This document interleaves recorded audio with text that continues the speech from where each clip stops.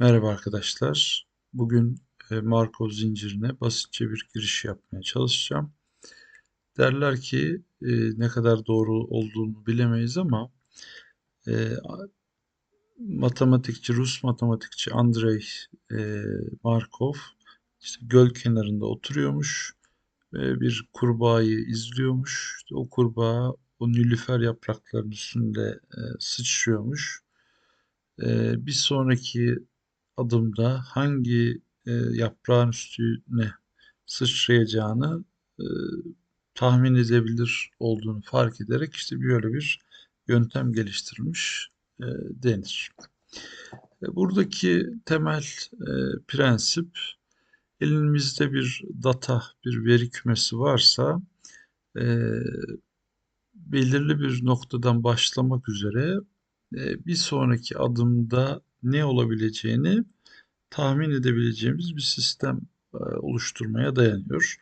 E, Mesela bir hisse senedi var. İşte o hisse senedinin e, eski verilerine bakarak bir sonraki gün e, nasıl bir seviyede olacağını tespit etmek gibi e, bir hesaplama yapılabilir. Burada bir hava durumuna bağlı bir örnek üstünden bir şeyler göstermek istedim. Bunları işte mesela bugün diyelim ki yağmurlu, bir sonraki gün yeniden yağmurlu olmuş, ertesi gün bulutlu olmuş. Böyle bir hava durumu gerçekleşmiş.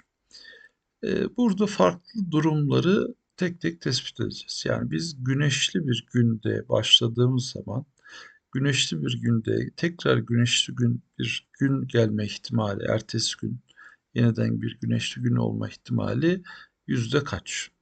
Güneşli bir günden farklı bir güne geçiş durumu bizim veri setimize göre 4 gün de böyle bir şey olmuş. Bu 4 günün 2 tanesinde bir güneşli günden başka bir güneşli duruma geçiş sağlanmış. Bu da %50'yi gösteriyor. İşte mesela güneşli bir günden bulutlu bir geçişe baktığımızda yine aynı 4 durum içerisinden bir sefer bu durum gerçekleşmiş. İşte %25. Güneşli bir durumdan yağmurlu bir duruma geçişe baktığımızda yine bir sefer gerçekleşmiş %25. Bunların toplamı dikkat ederseniz %100. E, Hani bu güneşli durumdan 3 farklı duruma geçiş var. Bunların toplamı %100.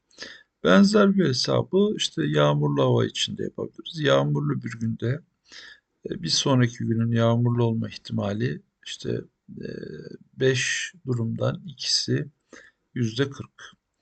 Yağmurlu durumdan işte bulutlu duruma geçiş 5 durumdan 2 tanesi %40.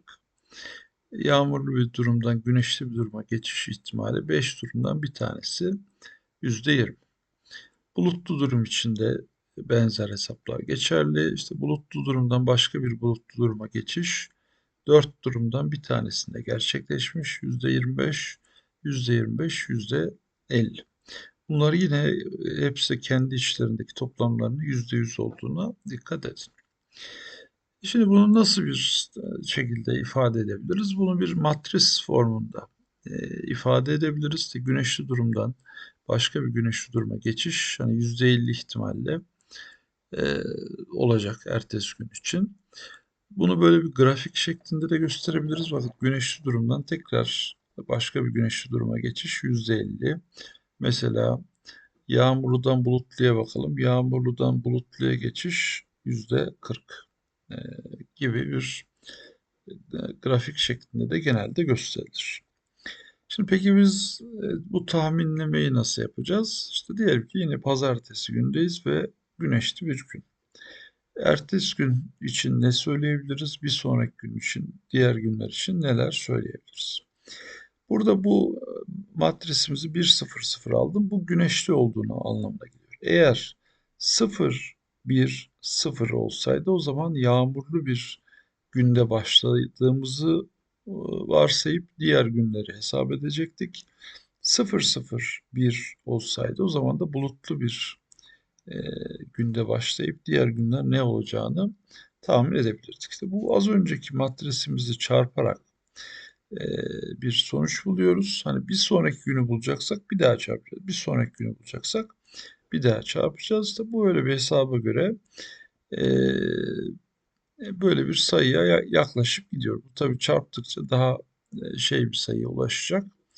Daha bir yakınsamaya e, varacak. Bu şekilde bir genel hesaplama var. Hepinize iyi günler arkadaşlar.